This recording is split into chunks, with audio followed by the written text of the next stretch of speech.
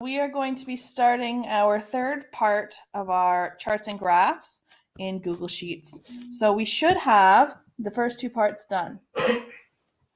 And in the first sheet, it should look something like this, where you have three different charts, all showing the exact same data in three different ways. On the second tab, you should have four charts.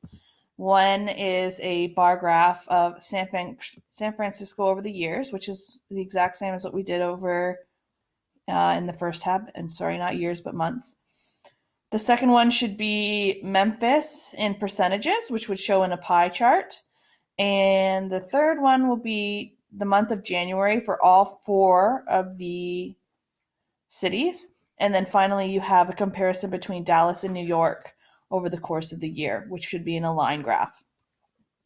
So we are going to be starting our last part today, which looks like this. This should be what your page looks like already.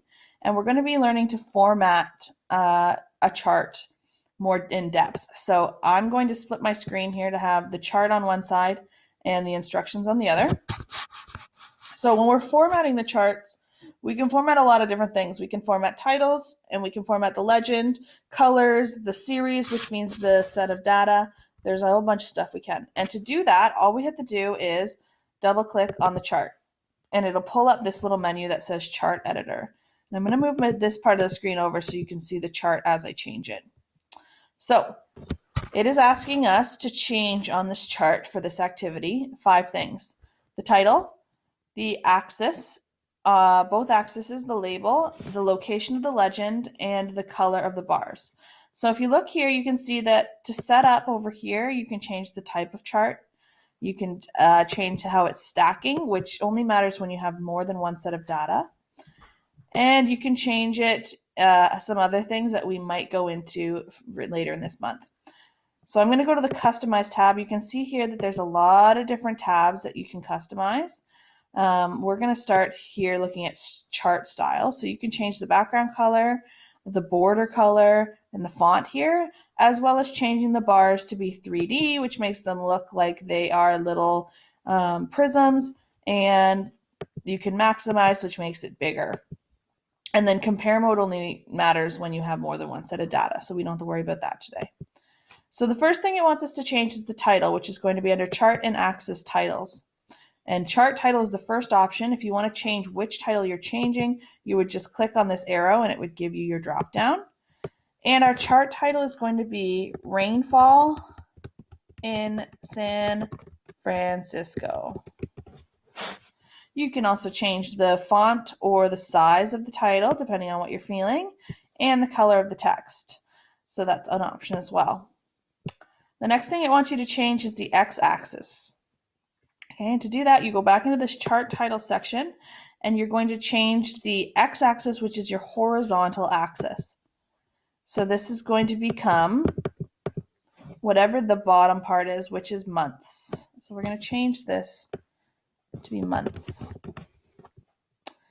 Next up, we want to change the y-axis label. So that's going to be our vertical axis, and that is going to be rain, and it's in inches, because this is an American data set.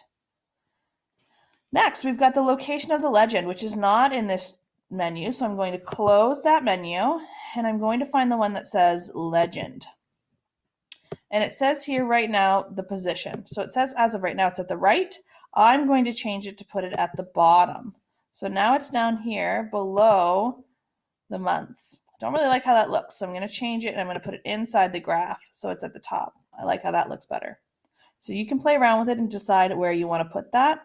And again, you can change the font, you can change the legend size, all those things in here, and you can also change the color of the text.